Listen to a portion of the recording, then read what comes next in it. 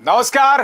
दावा तो यह किया जा रहा था अब की बार 400 पार, मगर जनता ने घमंड को जमीन पर नाको चने रगड़वा दिए दोस्तों, क्योंकि भारतीय जनता पार्टी अपने दम पर बहुमत हासिल करती नहीं दिखाई दे रही। कम से कम अगर हम रुझानों की बात करें, सबसे बड़ी खबर आ रही है उत्तर प्रदेश से, जहां पर अखिलेश यादव और राहुल गांधी, साथ में प्रियंका गांधी, यानी इंडिया गठबंधन ने एक तरह से नेस्तनाबूद कर दिया भाजपा को। करीब 43 सीटें 80 में से दिखाई दे रही हैं।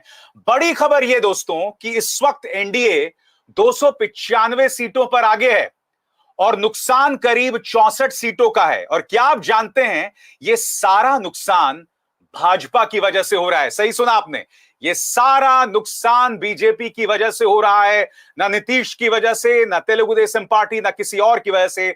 नुकसान सिर्फ और सिर्फ बीजेपी की वजह से। मगर खबर कुछ और भी आ रही है दोस्तों। समाजवादी पार्टी ने कहा है कि 11:45 के बाद जो गिनती है, मतों की गिनती, उसमें उसे धीमा कर दिया गया है। समाजवादी पार्टी ने एक ट्वीट जारी किया है दोस्तों, जो मैं आपको पढ़ के सुनाना चाह रहा हूं।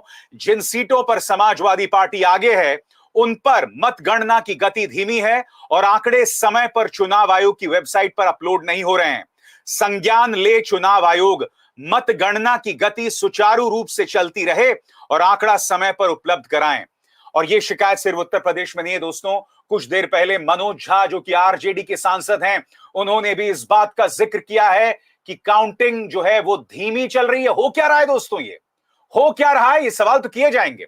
मैं आपको बता दूं, इस विशेष प्रसारण में मेरे साथ हैं भाषा और मुकुल। आप दोनों का स्वागत है। सबसे पहले मैं प्रतिक्रिया जानना चाहूंगा। उत्तर प्रदेश में समाजवादी पार्टी भाषा ये शिकायत कर रही है, और वही बिहार में मनोज झा ने प्रेस कॉन्फ्रेंस किया है कि काउंटिंग बहुत धीमी गति से हो रही है। दिक्कत क्या है यहां पर भाषा? चुनाव आयोग की विश्वसनीयता इतनी निचली स्तर पर चली गई है कि अगर ये कोई सामान्य प्रक्रिया भी हो तो लोगों के जहन में साजिश, कॉन्स्पिरेसी आ जाती है। और देखिए, बहुत साफ है, क्योंकि कांग्रेस के पवन खेड़ा, जयराम रमेश, दोनों ने चुनाव आयोग को बकायदा लिखित में पूछा है, एक्स प्लेटफॉर्म पे शेयर किया है। यानी एक बात बहुत साफ दिखाई दे रही है कि 11:15 के बाद से जो रिजल्ट आने की, काउंटिंग होने की जो प्रक्रिया है वो धीमी है। और इसमें बहुत स्पेसिफिक बात यह है कि स्पेकुलेशन इतना ज्यादा है, पूरा माहौल बन गया है ना। देखिए, उत्तर प्रदेश ने तो माहौल बना दिया। बीजेपी के लिए अभी तो बहुत ही मुश्किल हो रही है। वो बार बार बोल रहे हैं कि इतने करोड़ लोगों ने मतदान दिया, अभी तो आधे ही का काउंटिंग होके बाहर आई है, अभी आप थोड़ा इंतजार कर लीजिए। ये जो इंतजार की बात हो रही है, वरना हम साधारण तौर पे जानते हैं अभी सर, इस समय बज रहा है 2:30। आप देखिए, 2:30 बजे तक जो माहौल होता है, जिस तरह से रिजल्ट कंसोलिडेट होते हैं, और जहां भाजपा जीत रही है वहां तो आप अनाउंस करते जा रहे हैं, और जहां पर समाजवादी पार्टी या आरजेडी या कांग्रेस, वहां पर जो गति धीमी हो गई है, तो सवाल तो उठेंगे और चुनाव आयोग को तुरंत सामने भी आना चाहिए। और ये सवाल मुकुल इसलिए उठ रहे हैं क्योंकि कल हमने चुनाव आयोग की प्रेस कॉन्फ्रेंस में देखा था, सारी ताने, सारे आलोचना आप विपक्ष की मांग पर कर रहे थे, सारे सबूत आप उनसे मांग रहे थे। अब ये काउंटिंग धीमी हो गई, जाहिर सी बात है इस प्रक्रिया की विश्वसनीयता पर सवाल उठेगा। आखिर क्यों?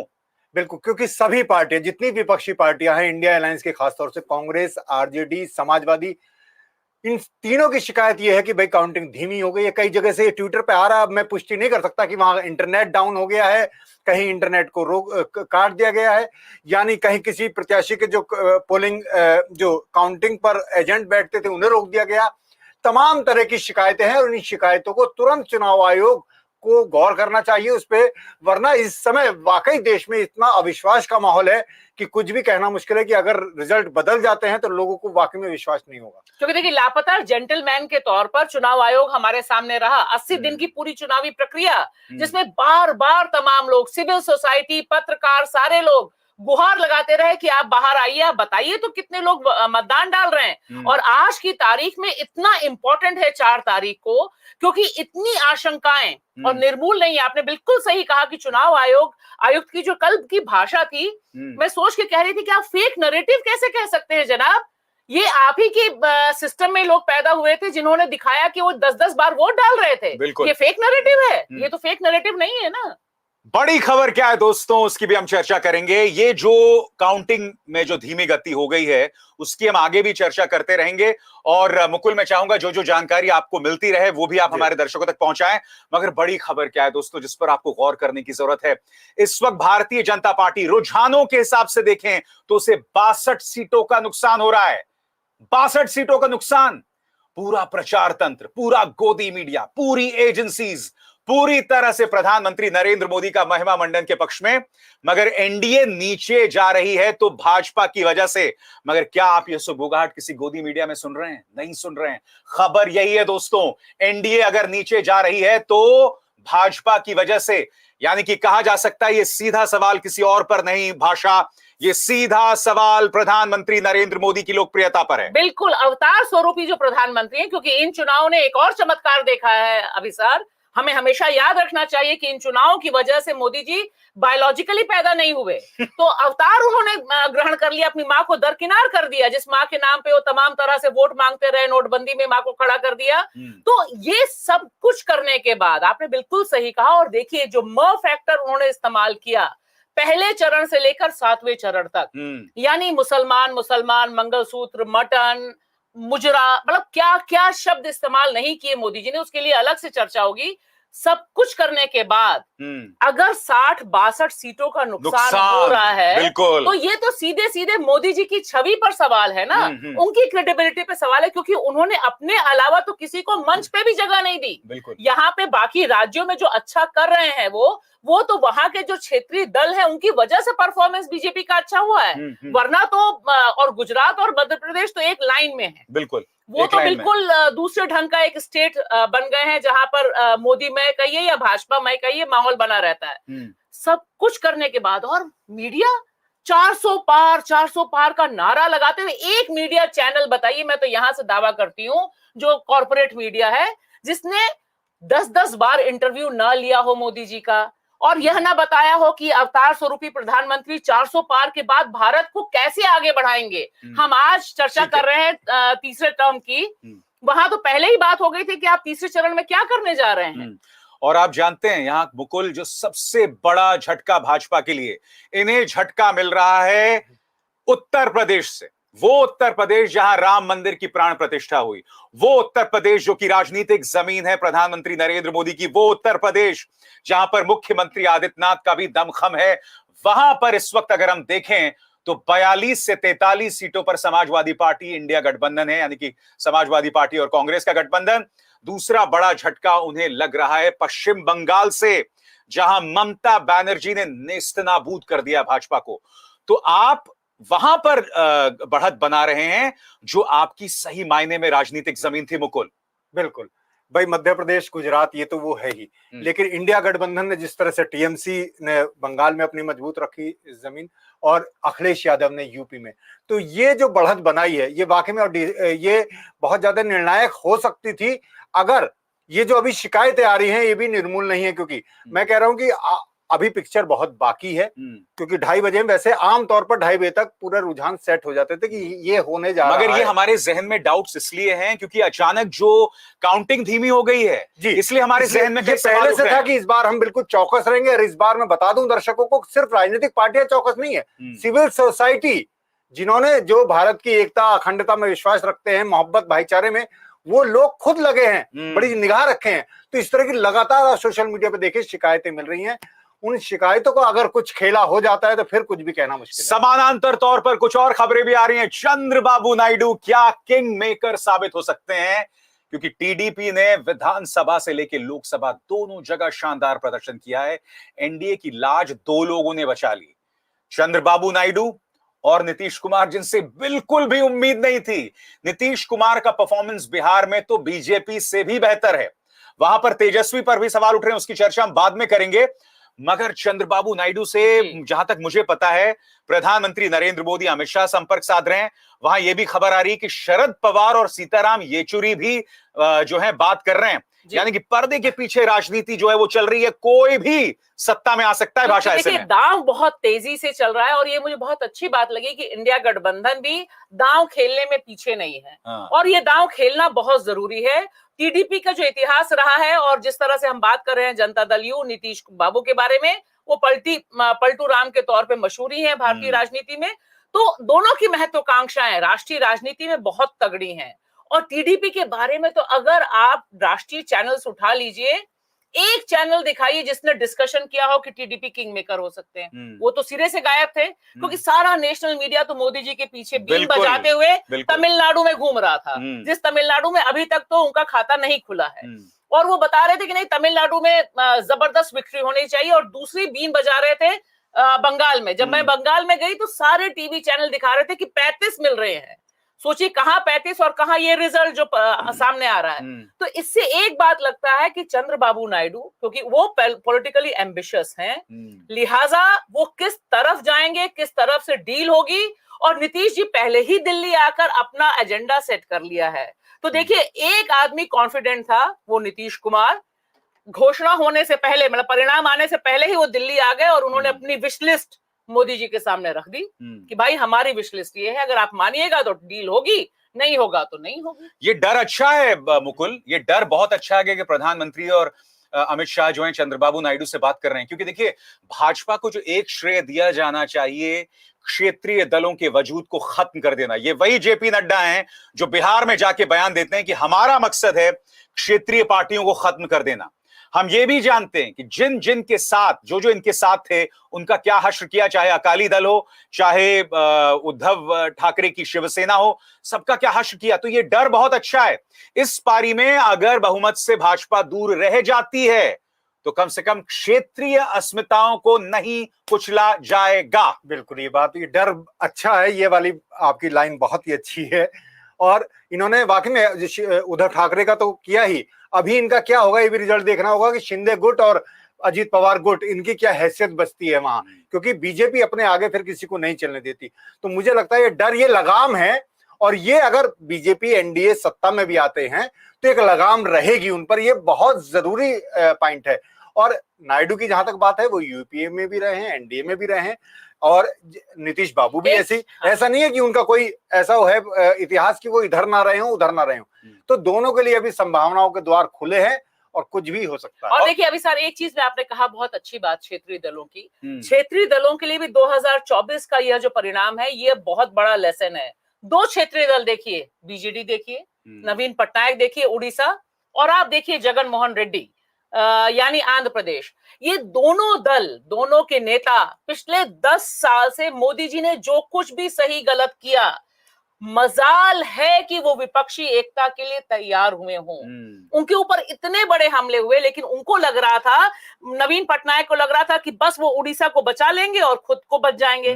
कहानी खत्म हुई। उड़ीसा नहीं बचा पाए वो, क्योंकि मैं अपने दर्शकों को बताते कि उड़ीसा में जो नतीजे आ रहे हैं वो भाजपा के पक्ष में आ रहे हैं, चाहे विधानसभा हो लोकसभा। यानी कि आप विपक्ष के साथ नहीं गए, जरूरी मुद्दे नहीं उठाए, कटघरे में नहीं रखा भाजपा को, आज ना खुदा ही मिला ना मिसाल सनम। और यही हाल जगन मोहन रेड्डी का आप देखिए।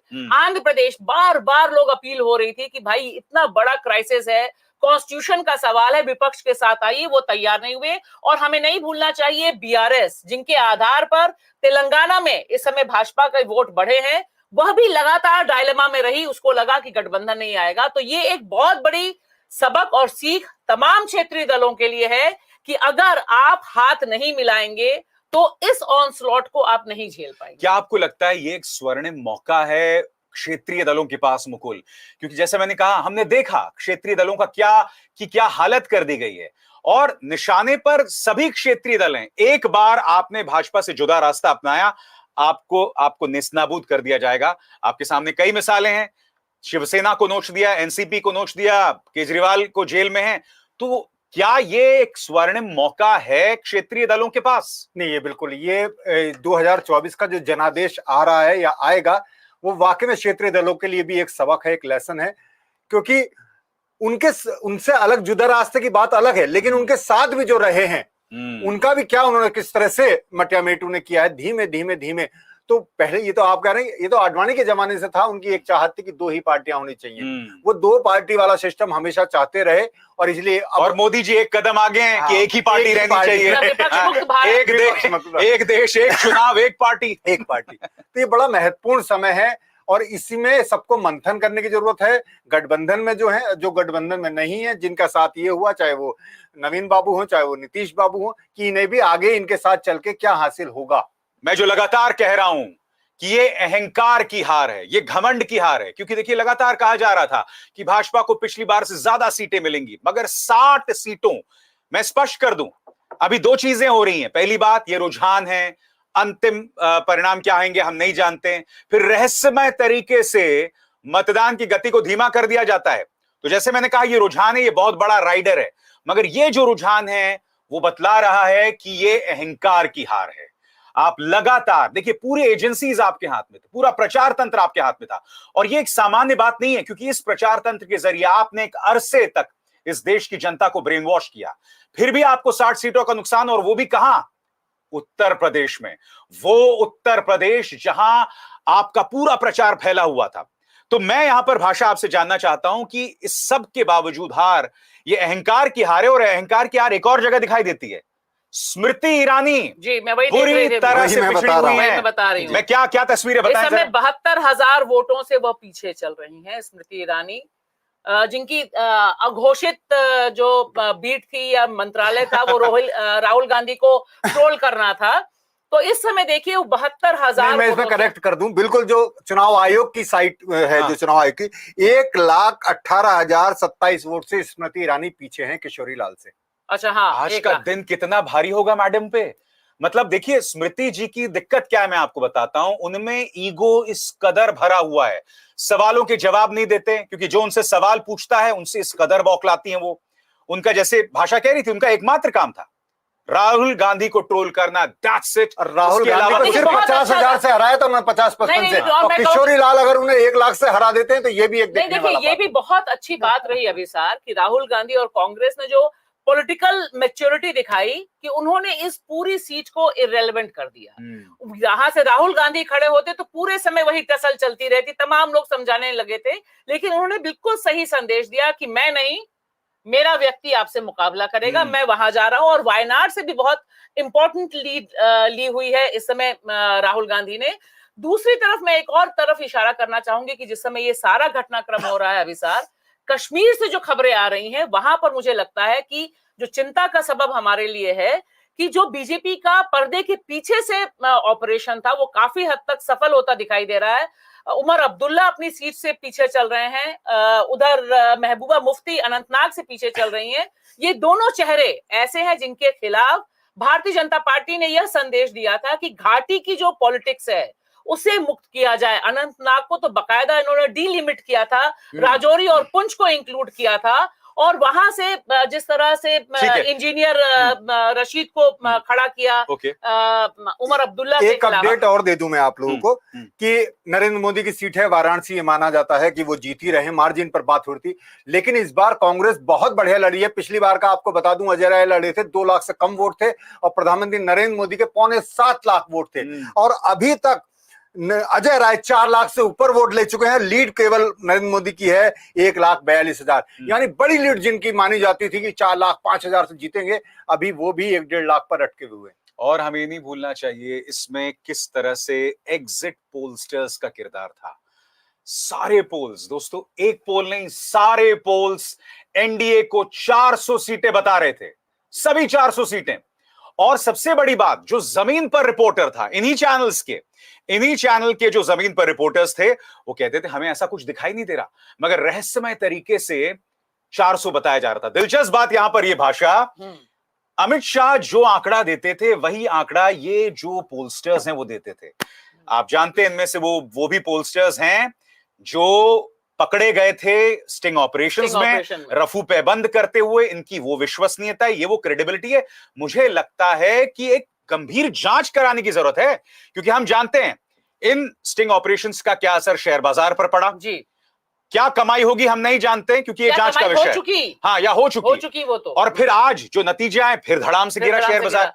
मुझे लगता है बहुत मैं कह रहा हूं, मुझे लगता है गंभीर जांच का विषय है इस मुद्दे पर। और मुझे लगता है कि इस पे जरूर हमें निगाह रखनी पड़ेगी, क्योंकि मैं अभिसार आपको ये एक बार अपना पर्सनल अनुभव बता रही हूँ। मैं कलकत्ता में थी, आखिरी चरण का मतदान हो रहा है, मैं वहां थी जहां पर ममता बनर्जी का घर है, उसके पास की कॉन्स्टिट्यूएंसी में पोलिंग स्टेशन पे थी। 6:30 बजे तक अगर मतदान हो रहा है तो 6:45 बजे से लोगों ने टेलीकास्ट करना शुरू कर दिया, एग्जिट पोल आ गया और बताने लग गए कि बंगाल से 35 सीटें आ रही हैं बीजेपी की, 30 सीटें आ रही हैं बीजेपी की, और वहां जो लोग खड़े हैं वो बोल रहे हैं कि अभी तो हमारे घर वालों को पता नहीं है कि हमने वोट कहां दिया है, ये एग्जिट पोल वालों को कैसे पता चल गया। और ये एक सीट नहीं, आखिरी चरण में 57 सीटें थी, और वही आपको दिखाई दे रहा है उत्तर प्रदेश में, वही 57 सीट्स का एक हिस्सा पश्चिम बंगाल में था, एक हिस्सा यूपी में था, एक हिस्सा बिहार में था। और आप देखिए कि इन तीनों जगहों पे 7 चरणों में मतदान था, 7 चरण। अभिसार रिकॉर्ड है, भारत के इतिहास का सबसे लंबा चुनाव है। मोदी जी ने दावा किया है कि एक देश एक चुनाव कराएंगे। ये चुनाव अभी तक इतना बड़ा, जिसको इलेक्शन कमीशन ने कहा कि भाई हमें और 1 महीना कम करना चाहिए था, सारा खेल जो एग्जिट पोल का हुआ है, क्योंकि इसी से ये आशंका है, जो मतदान की काउंटिंग अभी धीमी हो गई है, वह आशंका भी इसीलिए जताई जा रही है कि कहीं ऐसा तो नहीं कि एग्जिट पोल को ही सही कराने के लिए सिस्टम कहीं से ऑपरेट कर रहा हो। और एग्जिट पोल पे एक बात मैं भी जोड़ दूं, एक तो मुझे बहुत एग्जिट पोल मुझे जरूरत नहीं लगती, क्योंकि 3 दिन तो थे बीच में, क्या एग्जिट पोल की जरूरत है, नतीजे आने हैं। दूसरा, रीपोल भी होता है, वो तो 6:30 और 6 बजे की बात कर रहे हैं। कल जब चुनाव आयुक्त बात कर रहे थे, बोले हम डाटा कहां से दें, अभी तो रीपोल हो रहा है कई जगह। तो रीपोल से भी पहले एग्जिट पोल आता है। मुझे लगता है कि वो भी, क्योंकि कई जगह मैं बताऊं अभिसार, बिहार में तो मैंने खासतौर से, यूपी में 2-2 हजार, 1-1 हजार, 100 वोटों से जीत हार हुई है। तो ये रीपोल पर भी अगर आपने पहले ही कह दिया इतनी बड़ी जीत हार हो रही है, तो रीपोल जहां 1,000 वोट है या एक बूथ पर 2,000 वोट है, उस पर भी असर पड़ता है। मुझे लगता है कि इस पे सोचना चाहिए कि एग्जिट पोल पर भी रोक लगनी चाहिए। इस वक्त की जो बड़ी खबरें हैं, हमारे दर्शक जो इस वक्त जुड़ रहे हैं हमारे साथ, बड़ी खबर इस वक्त यह है कि भारतीय जनता पार्टी को 2019 के मुकाबले करीब 61 सीटों का नुकसान, 61-62 सीटों का नुकसान, और पूरी एनडीए को अगर कोई नीचे ला रहा है तो वो भाजपा। बड़ी खबर यह भी है कि स्मृति ईरानी हारती नजर आ रही हैं। बड़ी खबर यह भी है कि उत्तर प्रदेश में तमाम संभावनाओं के उलट 43 सीटें जो है, यानी कि इस वक्त इंडिया गठबंधन आगे वो उत्तर प्रदेश जहां राम मंदिर की प्राण प्रतिष्ठा और न जाने क्या क्या।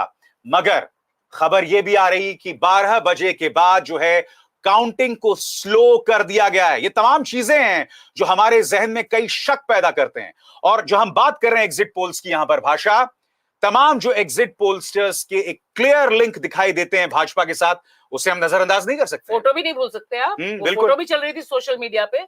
और सवाल ये है अभिसार कि इस तरह से हमने आपने सबने चुनाव बहुत कवर किए हैं, इस तरह से एक ही लाइन पे। और देखिए रीजनल जो चैनल्स थे, चाहे तमिलनाडु का चैनल्स हो, टीवी चैनल्स की बात कर रही हूं, केरल के टीवी चैनल्स हो, वो बिल्कुल अलग एग्जिट पोल दिखा रहे थे जो एग्जैक्टली रिफ्लेक्ट हो रहा है परिणामों में। लेकिन ये जो सारे नेशनल, चाणक्य से लेके एक्सेस, सारे, एक नाम लेने की जरूरत नहीं है, सब में तकरीबन एक ही ढंग का सुर था। सबको लग रहा था कि मोदी जी ने क्योंकि नारा दिया है 400 पार, तो किसी ना किसी तरह से गाड़ी बढ़ाकर 300, 350, 375 तक सबने पहुंचाने की कोशिश की, और विपक्ष को जिस तरह से डिस्क्रेडिट किया।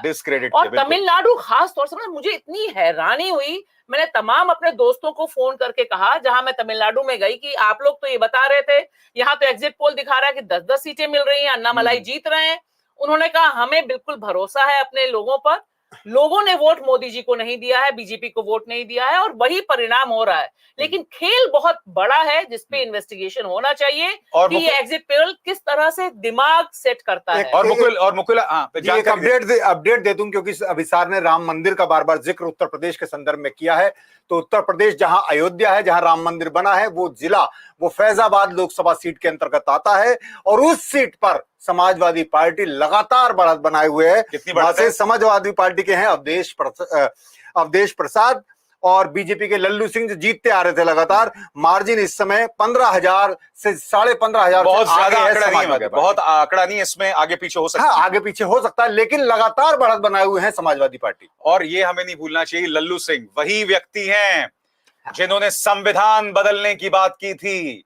और सिर्फ लल्लू सिंह नहीं, भाजपा के तमाम बड़े नेता, और इसी मुद्दे को पकड़कर ये संजीवनी साबित हुई इंडिया गठबंधन के लिए। इसी मुद्दे को पकड़कर राहुल गांधी, अखिलेश, तेजस्वी लगातार हमला बोल रहे थे। तो फैजाबाद मेरे हिसाब से भाषा 2 लिहाज से महत्वपूर्ण है, धार्मिक स्तर पर, और जो संविधान को लेकर पिच रही है इंडिया गठबंधन की, उसकी भी जमीन यहीं से उभर कर आती है। और देखिए इन दोनों मुद्दों पर अभिसार, जिस तरह से राम मंदिर पर बकायदा विपक्ष पर निशाना साधा गया कि वह हिंदू विरोधी है, वह इतने बड़े सेलिब्रेशन में शामिल नहीं हुआ, एक शुरू से लेकर आखिरी तक, पहले चरण से आखिरी चरण तक अगर आप भाषणों का पूरा सीरीज देखें मोदी जी का, सिर्फ मोदी जी का देखिए, अमित शाह जी को छोड़ भी दीजिए, योगी जी को छोड़ भी दीजिए, तो आप देखेंगे कि वे लगातार इस बात पे लोगों को कन्विंस करने की कोशिश कर रहे थे कि दरअसल इंडिया गठबंधन, जिसे वो इंडी गठबंधन कहते हैं, वो हिंदू विरोधी है। और यह पिच मुझे लगता है अयोध्या ने साबित कर दी कि आपने जिस तरह से कम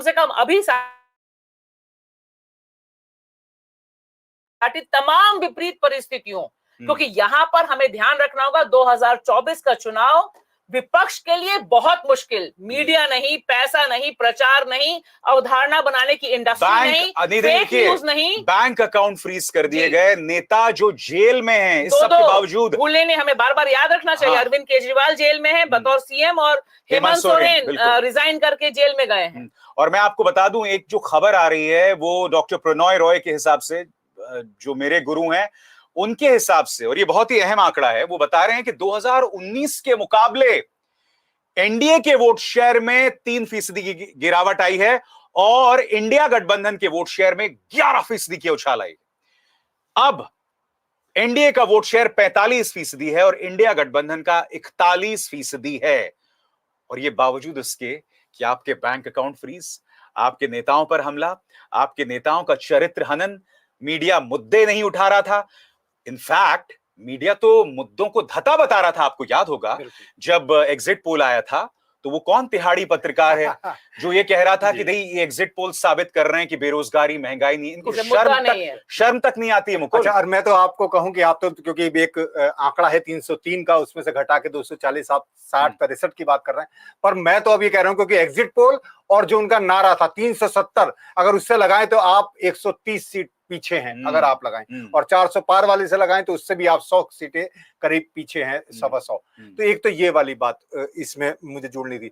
दूसरी मैं बताऊं कि जो हम बात कर रहे हैं लगातार, 3 बजने वाले हैं, मेरठ से, जो अभी आप फैजाबाद की, मेरठ से अरुण गोविल ने बीजेपी की थोड़ी सी बढ़त ली है। अब ये वाली जो बात है 1000 को 1500 से बढ़त ली है अब जाकर, तो आप जो विपक्ष को शंकाएं भी हैं उन्हें भी बल मिलता है कि ये क्या दोपहर बाद क्या खेला हो सकता है, क्यों हो सकता है, क्योंकि 3 बजे तक रुझान लगभग सेट हो जाता है कि ये रिजल्ट आने वाला है। उसमें थोड़ा बहुत घटत बढ़त हो जाती है, लेकिन ये इसलिए मुझे लगता है कि इस समय बहुत गौर लगता है अभी बात कर लीजिए कि प्रज्वल रवन्ना अभी पीछे चले जा रहे हैं लगातार। मैं उसकी बात करूंगा, मगर ये जो उन्होंने जिक्र किया विपक्ष की जो आशंकाएं, क्योंकि देखिए हमने चंडीगढ़ के मेयर चुनावों में देखा वो तो खुले कैमरे में लोकतंत्र का चीरहरण। फिर हम ये नहीं भूल सकते बिहार के चुनाव के दौरान कम से कम 5 या 6 ऐसी सीटें थी, तेजस्वी यादव का दावा था कि उन्हें उस पर जीत मिल गई थी, उनसे नोच ली गई वो बैलेट जीत है। हाँ, तो मैं आपसे कहना चाह रहा हूं कि देकर वापस ले लिया गया। मैं आपसे ये कह रहा हूं यहाँ पर भाषा, मुझे लगता है अब आने वाले अगले 5, 6, 7, 8 घंटे विपक्ष के काउंटिंग एजेंट्स, उनके लॉयर्स, उन्हें खासा सक्रिय होना पड़ेगा, क्योंकि आजाद भारत के इतिहास में ये जो उपलब्धि भाजपा की रही है वो किसी की नहीं रही है। उन्हें बहुत ज्यादा सक्रिय रहना पड़ेगा, उनके लॉयर्स और उनके काउंटिंग एजेंट्स। देखिए शायद यहीं पर हमें याद रखना चाहिए कि जो वोटों की चौकीदारी का एक स्लोगन दिया सिविल सोसाइटी ने, जिसमें तकरीबन 300 कॉन्स्टिट्यूएंसीज पर इस तरह के विजिलेंस दस्ते मौजूद हैं, जहां पर ये वही लोग बता रहे हैं कि इंटरनेट बंद हो रहा है, वही लोग बता रहे हैं कि इंटरनेट स्लो हो रहा है। तो ये सारी ये जरा डिटेल में बताइए, जो इंटरनेट बंद होने की शिकायतें कहां से आ रही हैं, क्या मुद्दा है, बताएं। देखिए अभी तक तो 2 जगह से आई हैं, जिसमें उत्तर प्रदेश की 2 जगह से समाजवादी पार्टी के लोगों ने सोशल मीडिया पे डाला है, इस प्लेटफॉर्म पे डाला है कि इंटरनेट स्लो हो जा रहा है, कई जगह लोग कह रहे हैं कि बंद हो जा रहा है, और उनको आशंका है इस बात की कि इसको बड़े पैमाने पर एग्जीक्यूट उत्तर प्रदेश में किया जाएगा, इसीलिए वो पहले से ही इस आशंका को जता रहे हैं। और देखिए विपक्ष ने एक काम इस बार बहुत अच्छा किया है, पहले से ही सारी आशंकाओं को पब्लिक डोमेन में डाल दिया है। उन्होंने बताया कि ये हो सकता है। इस बात की सतर्कता रखनी जरूरत है, एक एक वोट की निगरानी करनी जरूरत है। आप ये मत सोचिए कि आपको लीड मिल गई, आप रिलैक्स हो जाइए। आपको तब तक देखना है जब तक काउंटिंग हो जाए, जब तक मुहर ना लग जाए, और तब भी उन्होंने कहा है जब वो अनाउंस ना हो जाए।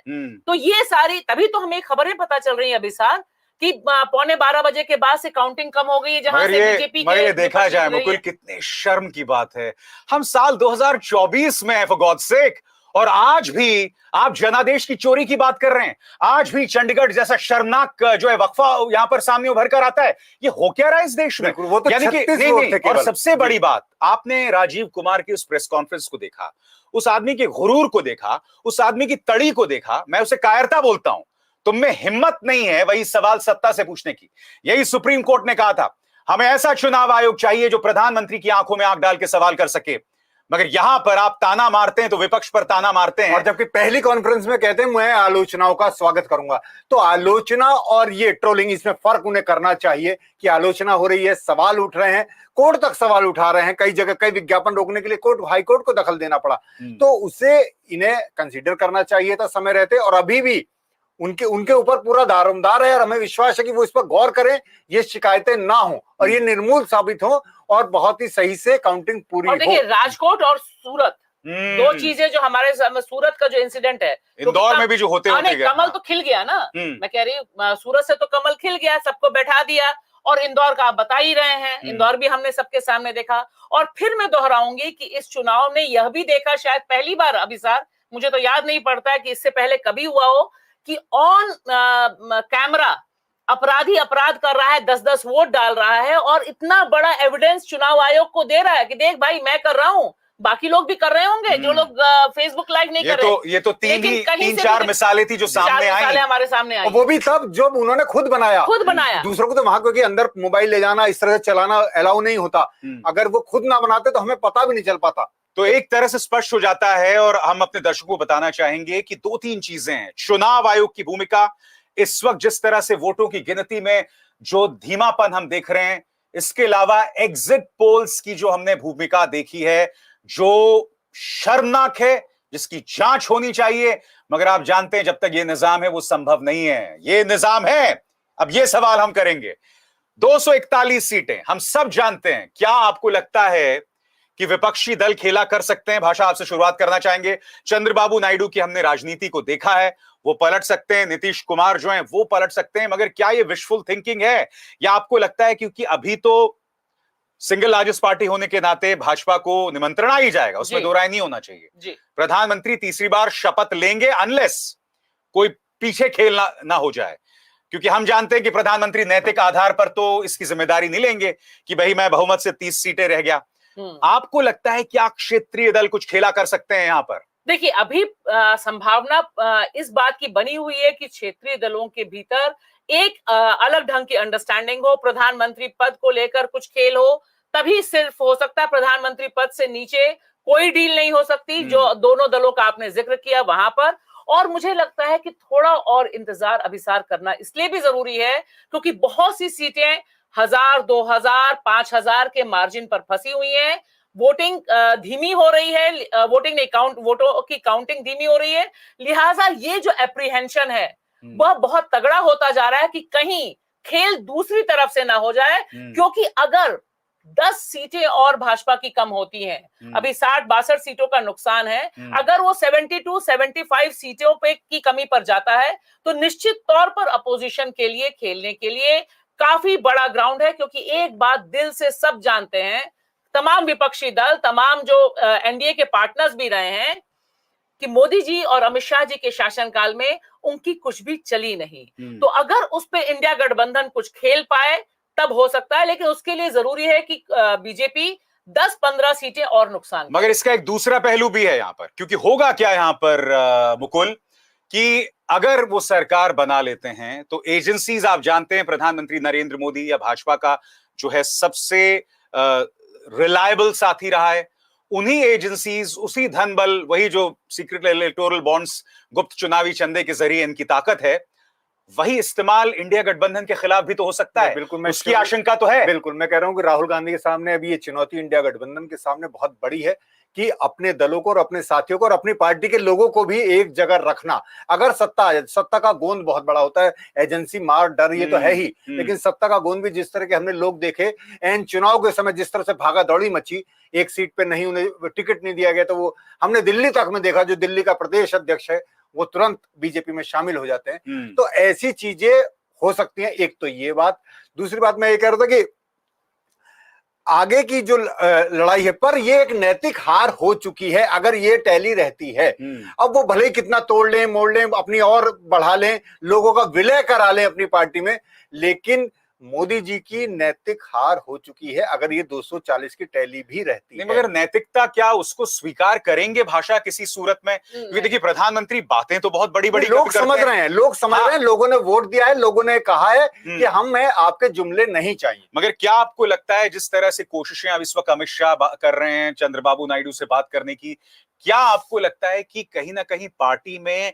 ये मांग जोर पकड़ेगी कि आपके चेहरे के साथ पूरा प्रचार तंत्र आपके पास, विपक्षी दल, पैसा तक नहीं था चुनाव लड़ने के लिए, मीडिया 99% एयर टाइम मीडिया पर सिर्फ और सिर्फ प्रधानमंत्री के भाषणों को लेकर, एक नेता विपक्ष भारत जोड़ो यात्रा करता है, उसे दिखाने के बजाय उसका मजाक उड़ाया जाता है।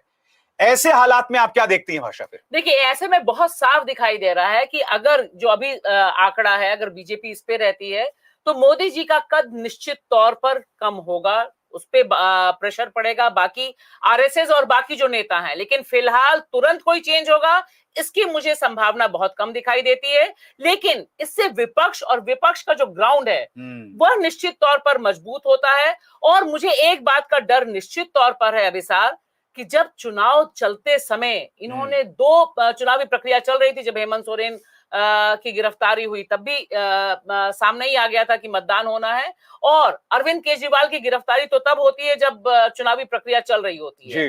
तो दो मुख्यमंत्रियों को जब आप जेल में डाल सकते हैं, लिहाजा क्या एक रिवेंज मोड में भी बीजेपी जाएगी, और क्या जिस तरह का तंत्र है, क्योंकि हमें मोदी जी की, मुझे कम से कम अवतार ले लिया उन्होंने इस चुनाव के दौरान, हार के लिए वो कौन सा अवतार लेंगे और उसका ठीकरा किस पे फोड़ेंगे। रिवेंज पे मैं एक और चीज जोड़ दूं, क्योंकि यूपी का जो खेला हुआ है उसमें अब ये भी फंस गया है मामला कि योगी आदित्यनाथ का क्या होगा। वहां सीटें कम हुई हैं, तो हो सकता है जैसे एक नारा लगा था, योगी तुझसे बैर नहीं, मोदी तेरी खैर नहीं, राजपूतों ने नारा लगाया था, या तो वो खेला हुआ है, पर फिर भी उन पर क्वेश्चन है, क्वेश्चन आएगा कि आपके रहते हुए इतनी कम सीट कैसे आ गई। तो आगे यूपी में, मगर हम ये बात क्यों नहीं कर रहे हैं कि अखिलेश राहुल ने लगातार दो मुद्दों पर जोर दिया, बेरोजगारी, संविधान को खतरा, ये दो मुद्दों को लेकर ये लगातार चलते रहे, और हम जानते हैं किस तरह की प्रतिक्रिया उन्हें पूर्वांचल में मिल रही थी। फूलपुर में, इलाहाबाद में उनकी रैलीज देखिए, बेकाबू, और प्रधानमंत्री उसका भी मजाक उड़ा रहे थे। मैं ये कहता हूं यहां भाषा, बेरोजगारी कितना बड़ा मुद्दा है, और अग्निवीर लाने के नाम पर आपने जो करारा तमाचा इस देश के युवा के चेहरे पर मारा है, वो भी तो एक फैक्टर है। क्योंकि देखिए, ये दोनों जो मुद्दे हैं अभिसार, ये मुझे लगता है नीचे तक गए हैं, और यही वजह है कि इंडिया गठबंधन का जो वोट शेयर अभी बढ़ा हुआ दिखाई दे रहा है, चाहे उतना वो सीटों में ना तब्दील हुआ हो, लेकिन ये मुद्दा शुरू से लेकर आखिरी चरण तक एक ऐसा क्रिटिकल मोमेंट रहा जिसमें बीजेपी के पास कोई जवाब नहीं था। आप देखिए, प्रधानमंत्री नरेंद्र मोदी आए बाएं दाएं सब बोलते रहे, मंगलसूत्र से लेकर पाकिस्तान से लेकर सब कुछ कह दिया, लेकिन नौजवानों के लिए कोई गारंटी का मुद्दा नहीं था। और सबसे बड़ा टेस्ट केस मुझे लगता है इस चुनाव की जो सबक है कि वह बना उत्तर प्रदेश, जहां गंगा मैया ने बुलाया था प्रधानमंत्री नरेंद्र मोदी को, और वो पूरी तरह से कॉन्फिडेंट थे कि बनारस तो मेरा ही है। और उसको याद कीजिए किस तरह से अखिलेश बार बार बोलते थे कि आप तो क्योटो बना रहे थे, हम क्योटो में भी जीत सकते हैं। तो ये एक पूरी लहर चली बदलाव की उत्तर प्रदेश में, उसका असर निश्चित तौर पर प्रधानमंत्री नरेंद्र मोदी के भविष्य पर पड़ना चाहिए। मैं एक चीज यहां पर मुकुल रखना चाहता हूं बात, जब प्रधानमंत्री का भाषा का स्तर हर गुजरते दिन के साथ गिरता जा रहा था, वो शुरुआत करते हैं जब आप अपने ही नागरिकों को घुसपैठिया बताते हैं, ज्यादा बच्चा पैदा करने वाला बताते हैं, उसके बाद अब मटन मछली मुगल तक, यानी कि एक व्यक्ति मछली खा रहा है, आपने उसे मुगलों के अत्याचार के साथ जोड़ के देख दिया। आप वहां नहीं रुके, आप घुस गए मुजरे के अंदर, आप मुजरे की बात करने लगे, मुजरा करते रहो, एक नहीं दो बार मैं ये कहना चाहता हूं, जब ये सब हो रहा था तब मेरे जहन में एक डर था कि अगर इसका इनाम उन्हें जनता देती है तो इससे ज्यादा शर्मनाक बात कुछ नहीं हो सकती है। मगर ये जो 60-63 सीटें कम हो रही हैं, कम से कम ये दिखाई दे रहा है कि ऐसा नहीं है, ऐसा नहीं है। मैं ये समझना चाहता हूं, विपक्ष मुद्दे पर था, वो विपक्ष जिसे एयर टाइम नहीं मिला, जगह नहीं मिली अपनी बात रखने के लिए, और दूसरी तरफ प्रधानमंत्री कुछ भी अनर्गल कह रहे थे। मैं समझना चाहता हूं क्या जनता ये देख रही है नहीं, मैं वही कि देश का जो सबसे लोकप्रिय चेहरा है वो कैसी बातें कर रहा है। विपक्ष ने मुद्दा उठाया, लेकिन जैसे मैं की बात कही मटन मछली पर, मैं से महंगाई शब्द मोदी जी ने नहीं बोला। एक तो ये देखिए, फिर मैं बार बार आपको बताऊं दर्शकों, वाराणसी में वो लीड कम होना, वो मार्जिन कम होना, और फैजाबाद में अगर विपक्ष जीतता है तो लोग जहां से ये मुद्दे उठाए जा रहे हैं, भाई वाराणसी में गंगा मैया ने बुलाया, काशी कॉरिडोर हो गया, ज्ञान व्यापी का मुद्दा इतना उछाला गया, इतना उछाला गया कि आप समझ सकते हैं कि इन 3-4 महीने पहले अगर आप जाएं तो ज्ञान व्यापी और मथुरा की बातें होनी शुरू हो गई थी, लेकिन उन्होंने बचा लिया कि 2027 में इसका काम लेंगे। लेकिन जो वहां के रहने वाले लोग हैं, हम लोग तो सब कर रहे हैं, अयोध्या में राम मंदिर बन गया, अयोध्या वाले से पूछे उनके सामने क्या मुसीबतें हैं, तभी ये रिजल्ट आ रहा है। वाराणसी वाले से पूछे उनके सामने क्या मुसीबतें हैं। तो लोगों ने अपनी मुसीबतें, जनता ने भी चुनाव लड़ा है, और जनता के मुद्दे विपक्ष ने उठाए और विपक्ष को सहयोग जनता ने दिया। तो ये इससे साबित होता है कि अगर हम सही मुद्दों पर रहें आखिर तक तो परिणाम बदल। और आप जानते हैं भाषा क्या चीज थी? धार्मिक मुद्दों के सामने, राम मंदिर के सामने, धर्म से जुड़े मुद्दों के सामने अगर आप दूसरे मुद्दे उठाते थे तो आपको धर्म विरोधी बताया जाता था। एक अरसे से इस देश के अंदर चुनाव लड़ा गया है गरीबी के मुद्दे पर, भ्रष्टाचार के मुद्दे पर। अरे आपने 2014 की जो सरकार पलटती हो तो भ्रष्टाचार के आरोपों के पलटी ना। मगर दिलचस्प बात यह है कि जब आप वो मुद्दे उठाते थे तो आपके पालतू मीडिया से लेकर भाजपा का नेता बोलता था, अरे धर्म मुद्दा नहीं है, 370 नहीं हटा दिया हमने। यानी कि जो बुनियादी मुद्दे हैं जनता के, उसे कुचला जा रहा था भड़काऊ मुद्दों के नाम पर। और पूरी की पूरी तरह से एजेंडा सेटिंग करने की कोशिश हुई अभिसार। अगर आप ध्यान से देखिए, सारे जो प्राइम टाइम डिबेट हैं, तमाम अखबारों में जो कॉलम्स छपे, और अंत में हमें नहीं भूलना चाहिए अभिसार, 2024 का चुनाव शायद मोदी जी भी जिंदगी भर याद रखें, क्योंकि पूरी उम्र उन्होंने इतने इंटरव्यू नहीं दिए जितने इस दौरान दे। 7 चरण के चुनाव, यानी मोदी जी के इंटरव्यू की बरसात हो गई। एक अखबार को, मुझे याद नहीं पड़ता कभी ऐसा हुआ होगा इतिहास में, एक अखबार 2-2, 3-3 बार इंटरव्यू ले रहा है।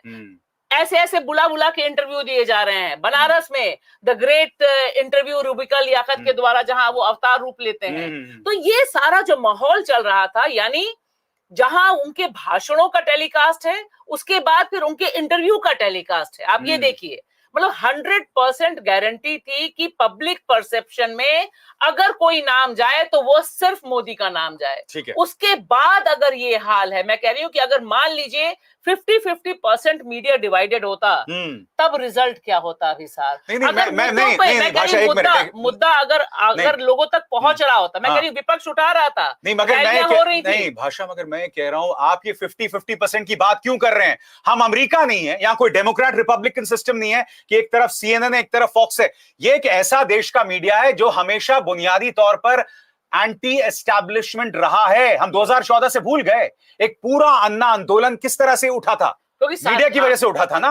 आपने उस वक्त 2G घोटाला, कॉमनवेल्थ घोटाला, तमाम मुद्दों पे सवाल किया, एक मीडिया के तौर पर हम करते रहे। इसलिए मैं ये 50-50% बात समझ आती। खाली इसलिए कह रही हूं, मैं कह रही हूं कि देखिए इतनी चीजें आई, दुनिया की सबसे बड़ी रिश्वतखोरी इसी समय सामने आई, इलेक्टोरल बॉन्ड्स। अगर मीडिया कायदे से खबर कर रहा होता इस पे, तो अन्ना हजारे वाला घोटाला कुछ नहीं था उसके आगे। बताइए ये इलेक्टोरल बॉन्ड्स वाला मुद्दा अगर कवर होता, नीचे तक पहुंचता, तब सोचिए कितनी सीटें कम हो गई होती बीजेपी की। बहुत अहम बात यहाँ भाषा कर रही है और इस पर मैं थोड़ा वक्त देना चाहूंगा, मगर ये मुझे याद दिलवाइएगा अगर मैं भूल जाऊं तो। इसके बाद हम चर्चा करेंगे महाराष्ट्र और राजस्थान की, क्योंकि वहां पर भी बहुत दिलचस्प नतीजे आ रहे हैं। मुद्दों की हम बात करेंगे, भ्रष्टाचार से जुड़ा मुद्दा हमारे सामने सीक्रेट इलेक्टोरल बॉन्ड्स का मुद्दा था। साफ तौर पर इस हाथ दे इस हाथ ले दिख रहा है, तुम पैसा दो हम तुम पर रेड नहीं मारेंगे, तुम पैसा दो हम तुम्हें गिरफ्तार नहीं करेंगे, दिख रहा था। दूसरी तरफ हमें याद है 2014 से पहले 2G स्कैम वगैरह वगैरह, सुप्रीम कोर्ट के एक जजमेंट पे सारी बातें कर दी। अब वही बात आप लोग सैटेलाइट स्पेक्ट्रम में कर रही है ये सरकार, उस पर कोई चर्चा ही नहीं कर रहा है। अब नहीं, ये उन्होंने अदालत, एक मिनट, अदालत जाना तो बहुत दूर की बात, चर्चा ही नहीं कर रहा है।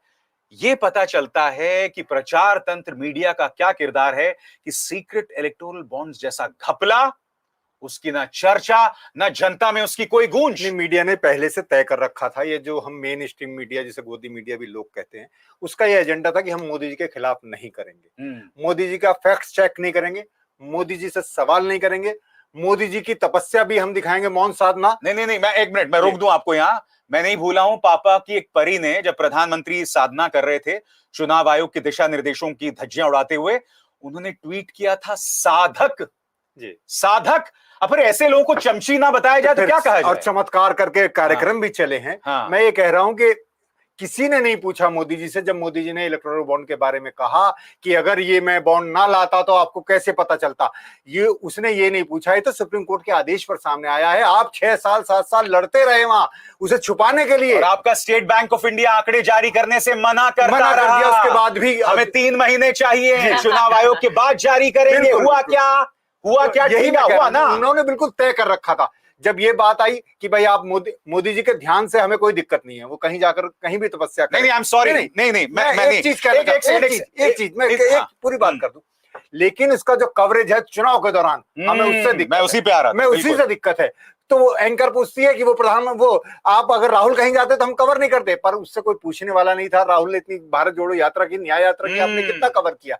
दरअसल काउंटर क्वेश्चन नहीं हो रहा है, प्रधानमंत्री से भी नहीं हो रहा है, और ये एंकर भी अपने आप को, ये भी उनसे कम नहीं समझते अपने आप को। ये समझ रहे हैं कि अब तो हम, एक खबर आ रही है कि अजय टेनी ट्रेल कर रहे हैं, अजय मिश्रा टेनी टेल कर रहे हैं, जो कि हमारे दर्शक नहीं जानते। उनके बेटे जो हैं, उन्होंने हमारे किसानों पर उनको रौंदने का आरोप था, और ये नहीं भूल सकते, ये वो अजय मिश्रा टेनी हैं जिन्हें मंच पर खड़े होकर देश के गृह मंत्री अमित शाह ने कहा था कि मैं इनका जो ओहदा है, इनका रुतबा और बड़ा करूंगा अगर आप हमें जो है वोट दे। कितने शर्म की बात है। गुजरात से भी खबर है कि बनासकांठा कांग्रेस जीत रही है या जीत पता नहीं। Banaskantha, by the way, Banaskantha, ये हम दोनों की चर्चा करेंगे एक एक करके, और हम राजस्थान और महाराष्ट्र की भी करेंगे। देखिए, बनासकांठा में बता दूं, वो जगह है हमारे दर्शकों के लिए जहां प्रधानमंत्री ने कहा था कि तुम्हारी 2 भैंसों में से 1 भैंस कांग्रेस दे देगी, और ये वो जगह है जहां प्रियंका गांधी वाड्रा ने सीधे तौर पर प्रधानमंत्री को चुनौती दी थी। इस लिहाज से इसके मायने काफी हैं बनासकांठा के। जी, गुजरात के बनासकांठा से नहीं, उन्होंने राजस्थान में कहा। हाँ, यहाँ भी रिपीट, नहीं, यहाँ पर कही थी वो बात, यहाँ पे भी रिपीट की थी। मैं गुजराती में उन्होंने ये बात कही थी, तुम्हारी 2 भैंसों में से 1, एक उनको दे देंगे और फिर घर उनको दे देंगे। तो मुझे लगता है कि ये काफी दिलचस्प डेवलपमेंट है कि गुजरात में अगर जीत रही है और गुजरात से 2 से 3 सीटों पे कांग्रेस लीड करते हुए दिखाई दे रही है, तो एक चीज जो दिखाई दे रही है विशाल की, खास तौर से वो इलाके, क्योंकि हमारे लिए भी बहुत तवज्जो वाले इलाके हैं जहां से मोदी जी ने इस तरह के महान नफरती भाषण दिए, जहां से शुरुआत की। तो राजस्थान में भी जहां उन्होंने कहा मंगलसूत्र, वहां बीजेपी की स्थिति अभी तक अच्छी नहीं है। हाँ, मैं अपने दर्शकों को 1 मिनट बता दूं, राजस्थान में 14 सीटों पर बीजेपी आगे और 10 सीटों पर कांग्रेस आगे। वो राजस्थान जहां पिछली 2 लोकसभा चुनावों से सुपड़ा साफ हो गया था, वहां अगर वो राजस्थान जहां सांप्रदायिक तौर पर माहौल को भड़काने की कोशिश न जाने कितनी बार किया गया, अलवर में आपको याद होगा क्या हुआ था, तो वहां पर अगर 10 सीटों पर कांग्रेस आगे है तो ये कितनी अहम बात है। भाषा अपनी बात पूरी करें। तो मैं ये कह रही हूं कि ये देखिए कि अगर यहां से जो अभी खबर है, ट्रेंड है, और लोग बता रहे हैं कि काफी मार्जिन है, तो उससे ये साबित होता है कि जिस तरह से taken for granted Modi ji ने कुछ कॉन्स्टिट्यूएंसीज को लिया, जिसमें एक बनारस है और गुजरात की भी ये सीटें, जहां पर बड़े पैमाने पर आक्रोश भी उपजा था, क्योंकि जिस तरह से वहां पर एक ही कम्युनिटी का डोमिनेंस बीजेपी में है। आपको याद होगा कि ठाकुरों वाला पूरा मूवमेंट गुजरात से शुरू हुआ था कि गुजरात में ये अनाउंस किया गया कि बीजेपी ठाकुरों के विरोधी में है, और वह पहुंचा राजस्थान, और राजस्थान से होकर उत्तर प्रदेश। मैं उसको पर्सनली सपोर्ट नहीं करती, क्योंकि ये जो पूरा दबंग जाति वाला एक डोमिनेंस था, लेकिन मोदी जी के लिए यह मुश्किल हो गया, क्योंकि वहां पर उनके अपने जो मुख्यमंत्री हैं वह दूसरी तरह से निशाने पर थे, और उन्हें मुख्यमंत्री के साथ उसी तरह से खड़े रहना पड़ा जैसे हसन के प्रज्वल रेवन्ना के साथ खड़े रहे। तो मुझे लगता है Modi ji all is not well, और कम से कम एक सबक तो है कि सिर्फ नफरत नफरत नफरत हर समय वैसे ही गुल नहीं खिलाएगी, कमल नहीं खिलाएगी जैसे आप सोच रहे नहीं, थे। और मैं कहता हूं देखिए सिर्फ नफरत की बात नहीं है मुकुल, यहां आप अत्याचारियों के साथ थे। हमारे सामने 3 मिसालें, अजय मिश्रा टेनी का मैंने जिक्र किया, प्रज्वल रवन्ना के लिए आप ही ने कहा था ना, वोट मांगे थे उनके लिए। आपके हासन के जिला अध्यक्ष लगातार आपसे कहते रहे कि इन्हें टिकट ना दिया जाए, आप उनके साथ थे, हम नहीं भूले। आपने ब्रिजभूषण शरण सिंह के बेटे को टिकट दिया। ये मिसाल हमारे सामने है। एक बलात्कारी राम रहीम हर बार आप पैरोल पर रिहा कर देते हैं, इस बार आप नहीं कर पाए क्योंकि कोर्ट ने तलखी दी। तो न सिर्फ आप नफरती भाषण का इस्तेमाल करते रहे, आप नफरतियों के साथ खड़े रहे, आप महिला सम्मान, महिला अस्मिता की धज्जियां उड़ाते रहे। ये देश की जनता देख रही है ना, नहीं, ये देश की जनता ये देख रही है, दिखाया नहीं जाता, एक बहुत बड़ी त्रासदी है। तो ये सब भी है, ये हकीकत है। मीडिया की ही बात आ जाती है यहाँ। संदेश खाली जो अगर वहां कुछ हुआ है उस पर भी बहुत क्वेश्चन थे, वो बहुत बड़ी खबर होती है, और प्रज्वल रेवन्ना वो खबर नहीं होती। तो ये जो बेटी बचाओ बेटी पढ़ाओ और बेटी सम्मान की बात मोदी जी ने की, तो इसलिए लोगों को वो खोखली लगती है कि भाई एक मुद्दा आपके लिए इतना बड़ा, बीजेपी के लिए भी और मीडिया के लिए भी, जो मुद्दा बीजेपी के लिए बड़ा है वो मीडिया के लिए बड़ा है। अच्छा, मैं महाराष्ट्र की आप बात करना चाहते हैं, एक अपडेट उसका मैं दे दूं आपको कि क्योंकि वहां भारतीय जनता पार्टी 12 सीटों पर आगे है और कांग्रेस 11 सीटों पर आगे है। शिवसेना जो उद्धव ठाकरे की है वो 10 सीटों पर आगे है और शरद पवार की जो एनसीपी है वो 7 सीटों पर आगे है। मैं कई और प्लेटफॉर्म्स पर भी देख रहा हूं, 48 में से 29 पर जो है एमवीए यानी कि जो अघाड़ी गठबंधन है, यानी कि कांग्रेस, शरद पवार एनसीपी और उद्धव ठाकरे एनसीपी, वो आगे हैं। भाषा, ये अपने आप में मेरे ख्याल से इस चुनाव के हाईलाइट को देखा जाएगा। क्यों? आपने 2 पॉलिटिकल पार्टी को नोचकर खत्म कर दिया, उनका चुनाव चिन्ह तक उनके पास नहीं है। यही नहीं, आपको याद होगा हमने चर्चा भी की थी, वोटिंग के दौरान कई लोगों में असमंजस था वोटिंग चिन्ह को लेकर। आपने वजूद खत्म कर दिया, नोच के खत्म कर दिया। एकनाथ शिंदे को एजेंसीज के ब्लैकमेल के जरिए वहां से हटा दिया। बावजूद इसके अगर आपकी बढ़त है इस वक्त 29 सीटों पर, उद्धव ठाकरे, शरद पवार और कांग्रेस आगे हैं और उनसे बहुत पीछे जो है बीजेपी और इसका मतलब एक और है अभिसार कि आप साफ साफ देखते हैं कि Maharashtra is the biggest washing machine. Bharatiya Janata party की वॉशिंग मशीन तो अद्भुत है, जहां पर आप तमाम भ्रष्टाचारियों के खिलाफ, जिनको अजित पवार के खिलाफ 7,000 करोड़ का मामला है, आप बोलते हैं आप यहां लेकर आते हैं और उनको क्लीन चिट कर देते हैं। कांग्रेस को भी तोड़ा यहाँ पर, प्रफुल्ल पटेल कैसे भूल सकते हैं? बिल्कुल, कांग्रेस को भी तोड़ने की कोशिश। नहीं, प्रफुल्ल पटेल नहीं, अशोक चौहान जी, अशोक चौहान। तो तीनों पार्टियां जो दावेदार थी, और देखिए इसमें जिस तरह से सुप्रिया सूले, मैं यहाँ पे जरूर नाम लेना चाहूंगी, वो एक सतर्क निगाह बनाई हुई थी, बार बार कह रही थी कि भाई मेरे यहाँ की लाइट बंद हो गई, मेरे यहाँ का इंटरनेट बंद हो गया, स्ट्रांग रूम में क्या गड़बड़ हो रहा है।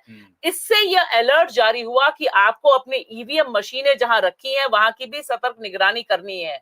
और उसके बाद जो नाराजगी थी, क्योंकि मैं तो मुंबई के उन इलाकों में गई जहां पे द सो कॉल्ड विकास हो रहा था, अडानी जी को धारा भी दी थी, वहां मैं पहुंची और देख के हैरान हो गई कि इतने बड़े पैमाने पे लोग सीधे सीधे बोल रहे थे कि हम तो मोदी जी की, अडानी जी की सरकार को नहीं चाहते हैं यहाँ पर, क्योंकि इन्होंने हमारा जीना बिल्कुल मुश्किल कर दिया है। तो अब आप देखिए ये वॉइसेस कहीं आ ही नहीं रही थी। हम दिल्ली में बैठ के जितनी जगह देख रहे थे, लग रहा था कि ये तो बिल्कुल भाजपा का मास्टर स्ट्रोक है, भाजपा बिल्कुल ले जा रही है और मोदी जी की लहर चल रही है। तो ये एक बहुत बड़ी सबक भी है कि आपकी वॉशिंग मशीन कितनी भी अच्छी हो मोदी जी, लेकिन जनता की भी अपनी सोच की एक मशीन है। बिल्कुल। तो वो महाराष्ट्र, मैं आपको बता दूं, महाराष्ट्र की हम चर्चा 2 वजहों से हमें करनी चाहिए। पहली बात, वो वॉशिंग मशीन, और इसमें हम ये नहीं भूल सकते देवेंद्र फडणवीस ने अजीत पवार के बारे में क्या कहा था, जो आज की तारीख में उनके साथ बतौर डेप्यूटी चीफ मिनिस्टर हैं, कि अगर हम सत्ता में आ गए तो अजीत दादा चक्की पीसेंगे। आज धर्मेंद्र शर्मिंदा होंगे उनके इस बयान को लेकर। छगन भुजबल, अशोक चौहान आदर्श हाउसिंग घोटाला, प्रधानमंत्री मंच से खड़े होकर कह रहे थे एक जमाने में 2019 में कि इन्होंने सैनिकों का अपमान किया था। और फिर नारायण राणे, पूरी लंबी चौड़ी लिस्ट है। मैं नहीं भूला हूं किस तरह से एकनाथ शिंदे के साथ 1 दर्जन विधायक थे जिन पर एजेंसीज का दबाव था। तो महाराष्ट्र की चर्चा अगर की जाएगी, और मैं कुछ देर बाद उद्धव की बात करूंगा, वो एक अलग मुद्दा होगा। महाराष्ट्र की चर्चा की जाएगी कि किस तरह से प्रधानमंत्री का जो उन्होंने भ्रष्टाचार पर दावे किए कि मैं करप्शन के खिलाफ गारंटी हूं, वो पूरी तरह से एक्सपोज हो गया है। बिल्कुल, वो तो पूरी तरह से एक्सपोज हुआ। जो वॉशिंग मशीन की भी बात की, पर मुझे ये हैरत है, कई जगह इतने इंटरव्यू आए, उसमें इस पर लेकर कोई सवाल या हमलावर पत्रकार नहीं दिखा। और जब अमित शाह कहते हैं बताइए किसको हमने केस बंद कर दिया, तो उस पत्रकार से ये नहीं कहा गया भाई केस आप बंद नहीं करेंगे, हमें पता है केस बंद कर देंगे तो फिर तो आदमी कभी कहीं भी चला जाएगा। केस को बनाए भी रखना है और आपको साथ भी रखना है। तो ये केस का जो मामला है कि हमने बंद नहीं किया, लेकिन आपने ठंडे बस्ते में डाल दिया। तो ये सब खेल किया गया जनता की आंखों के सामने, और भ्रष्टाचार जिन्हें कहते उन्हें अपने गले लगा लिया गया। इसलिए मैं कहता हूं कि अभी भी टीडीपी हो, जेडीयू हो, अगर ये लोग भी अपना पाला बदले तो हम कोई नैतिकता की दुहाई नहीं दे सकते। बिल्कुल, कम से कम ना देनी चाहिए भाजपा को। भाजपा के पास तो राजनीतिक नैतिकता की बात करने का कोई अधिकार ही नहीं। तो महाराष्ट्र की अगर हम बात करें, यहां पर न सिर्फ हमने भ्रष्टाचार के मुद्दे पर प्रधानमंत्री के दावों को की पोल खुलते देखा, नंबर एक। नंबर दो, जो सबसे बड़ी बात सामने उभर कर यहां पर आती है कि संविधान पर जो हमला भाजपा के नेता लगातार कर रहे थे, उसका असर हमने महाराष्ट्र में भी देखा। वहां के जो दलित समुदाय के लोग थे, एससी एसटी के थे, वो लगातार इस बात को लेकर चिंतित थे। और मुझे लगता है कि उद्धव ठाकरे और अघाड़ी ने उसे बहुत बखूबी बनाया, बहुत अच्छे ढंग से। और मुझे लगता है कि यह संदेश अभिसार देश के हर कोने में गया है। जहां हम गए हैं, जहां मैं जा पाई हूं, जहां बाकी दोस्त गए हैं, जहां पत्रकार बिरादरी पहुंची है, जो पत्रकार है आज की तारीख में भी, उन सब से पूछने पर यह पता चलता है कि देश का कॉन्स्टिट्यूशन संभवतः आजादी के बाद जितने चुनाव हुए, पहला चुनाव है 2024 का जहां एक मुद्दा बना है। और इसने दलितों में, आदिवासियों में, वंचित समाज में एक बड़ी एस्पिरेशन, बड़ी चिंता पैदा की कि अगर ये चला जाएगा तो हमारे तमाम अधिकार चले जाएंगे। ये एक महाराष्ट्र में। और दूसरा मुझे लगता है महाराष्ट्र में, देखिए, शरद पवार को आप जितना भी पसंद करें नापसंद करें, एक कद्दावर नेता है जिसने जमीन पे बहुत काम किया है। अगर हम महाराष्ट्र का नक्शा दिखा पाए अपने स्क्रीन पर, तो पता चलेगा कि शरद पवार का जो पूरा का पूरा इलाका है, उसने जिस तरह से वापसी की शरद पवार के पास, क्योंकि उसे लगा कि उसके नेता का अपमान है। वहां क्षेत्रीय भावना बहुत तगड़ी है महाराष्ट्र में। They feel like Marathi. उनको लगता है कि ये हमारा अपमान हो रहा है और ये गुजराती अपमान कर रहे हैं। और नहीं भूलिए कि किस तरह से महाराष्ट्र में जो परियोजनाएं, 2 बड़ी परियोजनाएं आनी थी, उन्हें उठाकर मोदी जी ने गुजरात ले गए। उन तमाम मुद्दों को उद्धव ठाकरे बखूबी भुना पाए। और एक सिंपैथी भी थी। हाँ, और ये मैं उसी पे आ रहा हूं, मुकुल, हाँ। मेरे ख्याल से ये अपने आप में बहुत अहम फैक्टर है कि किस तरह से मराठी अस्मिता को उठाते रहे उद्धव ठाकरे। और सबसे बड़ी बात, प्रधानमंत्री का जो पूरा बोलचाल का लहजा था, नकली है, आप लगातार बेइज्जती करते रहे। वो आदमी कह रहा था पलटकर कि तुम्हारी डिग्री की तरह मैं नकली हूं। मुझे लगता है उद्धव ठाकरे ने जो लड़ाई लड़ी है वो अप्रत्याशित है। वो भारत के इतिहास की जितनी भी राजनीतिक लड़ाइयां हैं, उसमें एक ऐसा आदमी जिसे मैं कहता हूं जमीन से उसकी जो पीठ थी वो जमीन पर थी, वो उठा, वो लड़ा। और अगर ये वोट बने रहे, 30 सीटें आ गई, तो मुझे थोड़ा सा भी शक नहीं है कि साल भर में जो विधानसभा चुनाव होने वाले हैं, Uddhav Thackeray will be the next chief minister of Maharashtra. Uddhav के तो अस्तित्व का सवाल था, देखिए, बिल्कुल साफ साफ अस्तित्व का। और जो आप कह रहे हैं जमीन से, यानी वही राख से उठना एक तरह से, तो उनके अस्तित्व का सवाल था। अगर वो इस चुनाव में अच्छा नहीं करते तो उनकी शिवसेना जो बची कुची थी वो भी चली जाती। अब यहाँ क्वेश्चन आ जाएगा एकनाथ शिंदे पर। मुझे लगता है कि महाराष्ट्र में भी आगे राजनीति में बदलाव होगा। अभी किस तरह से बदलाव होगा? अगर ये सारा रिजल्ट और एकनाथ शिंदे बहुत कुछ नहीं कर पाते या अजित पवार, तो फडणवीस फिर आगे बढ़ सकते हैं और उन लोगों को कह सकते हैं कि अब आप हमारे में विलय ही हो जाइए। तो इस तरह की भी चीजें हो सकती हैं, बहुत सारी चीजें, संभावनाएं हैं। उद्धव ठाकरे ने वाकई में कमाल किया है। और जिस तरह की उनकी भाषा रही है, संयमित भाषा रही है, वो बहुत ही, वो नहीं जैसे अखिलेश की भाषा की बात हो रही है ऐसी, जबकि बाल ठाकरे के पुत्र हैं वो, जो एक बड़ी उग्र भाषा के लिए जाने जाते हैं। लेकिन राज ठाकरे और उद्धव ठाकरे में जब अंतर करते हैं तो वाकई डिसेंट उनकी बातचीत लगती है। और उन्होंने एक साथ उन्होंने कहा कि भाई जो बीजेपी का हिंदुत्व है मोदी जी का, वो मेरा हिंदुत्व नहीं है। यानी ये करेक्शन करना, ये बदलाव करना अपने आप में ये बहुत बड़ी बात है। शिवसेना के भीतर एक पूरा ही एक तरह से उसका बदलाव हुआ है। और अब सर, तो मुझे लगता है कि बहुत महत्वपूर्ण है। बात जिक्र कर रहे हैं, अगर देखिए 2024 का चुनाव, तमाम विपक्षी नेता, चाहे उद्धव ठाकरे हो, चाहे राहुल गांधी हो, चाहे तेजस्वी हो, चाहे अखिलेश हो, चाहे प्रियंका हो, चाहे ममता बनर्जी हो, चाहे स्टालिन हो, चाहे पिनराई विजयन हो, चाहे उमर अब्दुल्ला हो, आप पूरा नक्शा उठा के ऊपर से नीचे तक देख लीजिए, सबकी भाषा की जो मर्यादा है, जो उसका संयम है, इतना तीखा हमला, पर्सनल हमला, डीएनए तक की बात हो गई, सब कुछ बात हो गई। लेकिन मजाल है कि इंडिया गठबंधन या जो बाकी विपक्षी नेता भी हैं जो बाहर रहे इंडिया गठबंधन से, उनमें भी अगर उस तरह की तू तड़ाक वाली भाषा, क्योंकि यहाँ एक तरफ से गाली गलौज वाली भाषा चल रही थी और यहाँ पर वो बुआ बोल रहे हैं, वो चाचा बोल रहे हैं, वो ये बोल रहे हैं कि ठीक है गड़बड़ी हो जाती है, वापस आ जाएंगे, और अपने मुद्दों पर बने रहना, ये कहीं से भी एक ने भी हेट स्पीच नहीं दी, किसी ने भी मोदी जी को तू तड़ाक नहीं कहा, अमित शाह को तू तड़ाक नहीं कहा, योगी जी को कुछ नहीं कहा, जबकि वो बोल चाहते थे कि कहीं फंस जाए ये मामला, और फिर वो इमोशनल हम जाकर मैंने तो वहां देखा जहां बंगाल में, कलकत्ता में योगी जी कहते हैं कि बुलडोजर चलाएंगे हम, लेकिन तब भी टीएमसी की जो नेता है वो कहे, बहुत शालीनता से उन्होंने कहा कि हमारी धरती पे बुलडोजर की जरूरत कभी नहीं पड़ेगी। मैं अपने दर्शकों को याद दिलाना चाहूंगा, ये जो भाषा कह रही है बहुत अहम बात है, ये ना भूलें गिरिराज सिंह ने तेजस्वी यादव के डीएनए पर सवाल उठाया था। मिस्टर मुरैठा चौधरी, मिस्टर सम्राट चौधरी ने यह तक कह दिया था कि लालू की बेटी ने चूंकि किडनी दी इसलिए उन्हें टिकट मिला। अब इससे निम्न स्तरीय हमला क्या हो सकता है, मगर बावजूद उसके उन्होंने कभी अपना आपा नहीं खोया। और मैं अब बात करना चाहूंगा तेजस्वी यादव से क्या गड़बड़ हो गई, मतलब क्या लग रहा है। देखिए अभी जो दिखाई दे रहा है कि 7 सीटों का फायदा गठबंधन को हो रहा है। पिछली बार तो खैर शून्य बता सन्नाटा था, एक ही सीट पर जीत पाए थे, इस बार 7 सीटों का फायदा है। क्या गड़बड़ हो गई और नीतीश ने अपना वजूद बनाए रखा, क्यों ऐसा लग रहा है आपको, क्यों हुआ ऐसा? देखिए मुझे लगता है कि जमीन पर क्योंकि सीमित संसाधन, आप सब जानते हैं कि न्यूज क्लिक की क्या स्थिति है, तो जहां जहां मैं गई वहां पर एक चीज बहुत साफ दिखाई दे रही थी कि नौजवानों के भीतर मुद्दा पहुंचा हुआ था। लेकिन जिस गठबंधन की कल्पना तेजस्वी ने की, माई बाप की, वह जमीन पर एग्जीक्यूट नहीं हुआ। और वहां पर जो नीतीश है, क्योंकि नीतीश बहुत खामोशी से काम किए, आप देखिए कि वो मोदी जी के साथ खड़े रहे और एक लाइटमैन की तरह भी काम करते हमें दिखाई दिए। पटना में जो रोड शो हुआ, उनको लाइमलाइट उस तरह की नहीं मिली, लेकिन उनका जो जातिगत समीकरण था, जो दबंग जातियां लालू और तेजस्वी से नफरत करती हैं, क्योंकि वहां नफरत वाला हिसाब है, उनको लगता है कि ये आ जाएंगे तो यही डोमिनेट कर लेंगे। उनको ईबीसी के साथ, यानी जो इकोनॉमिकली बैकवर्ड क्लास का जो पूरा समीकरण नीतीश ने पैदा किया था, वो तकरीबन 6% स्विंग लाता है। और चुनाव में 6% स्विंग बहुत इंपॉर्टेंट मुझे लगता है। अभी तक के जो ट्रेंड है उसने रोल अदा किया है। तेजस्वी निश्चित तौर पर एक बड़े लीडर, बड़े मास पुलर के तौर पे सामने आए, एजेंडा सेट किया, लेकिन वोट पड़वाने में मुझे लगता है ये परिणाम बता रहे हैं कि वोट उनके मुद्दे पे नहीं पड़ा।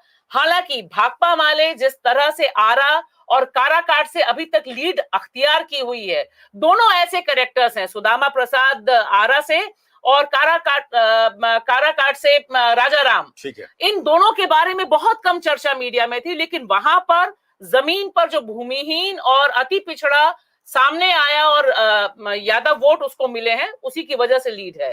तेजस्वी का जलवा भाषणों में था, स्पीचेस में था, टकाटक, टनाटन, फटाफट, सब कुछ था, लेकिन ऐसा लगता है कि उनको वोट में तब्दील करने का जो मैकेनिज्म होना चाहिए था, जो अखिलेश ने पैदा किया, वह वहां एक मिनट, मुझे ये भाषा का तर्क इसलिए थोड़ा सा हल्का लग रहा है क्योंकि भाई विधानसभा में तो आप सिंगल लार्जेस्ट पार्टी थे ना, और विधानसभा में ये ना भूलें भाषा, आप लिटरली आखिरी कुछ हफ्तों में उतरे थे, फिर भी आप सिंगल लार्जेस्ट पार्टी बनकर उभरे। यहां लोकसभा में आपके साथ सहानुभूति थी, आपकी कमर टूटी हुई थी, वो मेहनत आप कर रहे थे, साथ में लालू, साथ में क्या कहते हैं, राहुल गांधी, प्रियंका गांधी वाड्रा, वो भी आपका साथ दे रहे थे। फिर भी इसके चलते अगर तेजस्वी यादव यहां कमाल नहीं कर पा रहे हैं तो कई सवाल खड़े कर रही है। तो एक मुझे ये अभी इनकी जब बात सुनते हुए मुझे ख्याल आया कि मुझे लगता है कि बिहार की जनता यूपी की जनता की तरह अभी इतनी परेशान या उतनी पीड़ित नहीं है जैसे योगी का बुलडोजर है। देखिए बिल्कुल एक वर्गीय है, उसका एक पूरा, उनका एक वर्गीय पूरी एक राजनीति है। तो वहां नीतीश से मुझे लगता है कि इतना अभी वो परेशानी नहीं हुई। तो तेजस्वी के पक्ष में अब हो सकता है कि विधानसभा में उनके पक्ष में चीजें वैसे मैं जाए, बात 8 लेकिन सीटों पर इस वक्त गठबंधन आगे है। आरजेडी को 4 का फायदा, कांग्रेस को 2 का फायदा और सीपीआई एमएलएल को 2 सीटों का फायदा इस वक्त ये दिखाई दे रहा है। देखिए, हमें ये नहीं, समझना, मुझे लगता है नीतीश की राजनीति और योगी आदित्यनाथ की राजनीति का भी फर्क है कि जनता वहां अखिलेश की तरफ गई और वहां उतना तेजस्वी की तरफ नहीं गई। हमारे जो दर्शक इस वक्त मेरे प्लेटफॉर्म और न्यूज क्लिक पर हमारे साथ हैं, मैं आपको बतलाना चाहूंगा ये नतीजे जो आ रहे हैं क्यों अहम हैं, क्योंकि ये ना भूलें इससे पहले एग्जिट पोल्स में सभी ने 400 पार कह दिया था, भाजपा को दिखा भी रहे थे 380 से 400, लगभग सभी एग्जिट पोल्स। आज यहां पर भाजपा को 63 सीटों का नुकसान, सिर्फ भाजपा को। दूसरी बड़ी खबर, एनडीए नीचे जा रहा है नीतीश या फिर तेलुगु देशम पार्टी या अन्य सहयोगी दलों की वजह से नहीं, एनडीए नीचे जा रहा है बीजेपी की वजह से। बीजेपी को नुकसान सबसे ज्यादा हो रहा है उत्तर प्रदेश में, जो उसकी राजनीतिक जमीन है, जहां उसके पास 2 अहम राजनीतिक ब्रांड है, जिसमें एक प्रधानमंत्री नरेंद्र मोदी हैं और दूसरी तरफ योगी आदित्यनाथ। तो ये तमाम पहलू हैं जिस पर हम जो है इसे हम नजरअंदाज नहीं कर सकते। बीजेपी को नुकसान यहां पर हो रहा है। ये तो राजस्थान, माफ कीजिएगा, गुजरात और मध्य प्रदेश में सूपड़ा साफ हो गया कांग्रेस का, जहां उसने बिल्कुल भी मेहनत नहीं की थी कि आप बच गए। और यहां पर अगर बराबरी का मुकाबला हो जाता तो भाजपा इस वक्त महज 210 या 211 सीटों पर आगे होती। तो मैं आपको बता दूं, अपने मंच पर और न्यूज क्लिक के मंच पर भी हम लगातार चुनावों से जुड़ी खबर आप तक पहुंचाते रहेंगे। कहीं मत जाइएगा। अभिसार, भाषा और मुकुल को दीजिए इजाजत। नमस्कार।